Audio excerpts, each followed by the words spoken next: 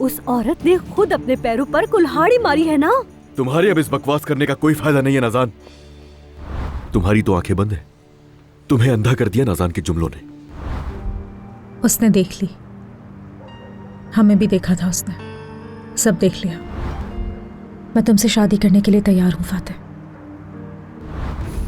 उसे कभी रुलाओगे नहीं, उसकी आंखों में कभी आंसू नहीं आने चाहिए, समझ आई तुम्हें?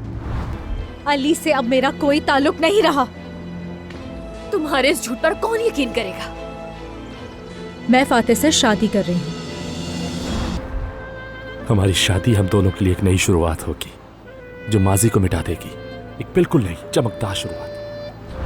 अफसोस है मुझे जाहिद तुम पर। अफसोस मुझे होना चाहिए या तुम्हें? तुम तो गन लेकर हमारे घर हमला करने भी आ गई थी। बस बहुत हो गया। नहीं नहीं, मत करो ऐसा।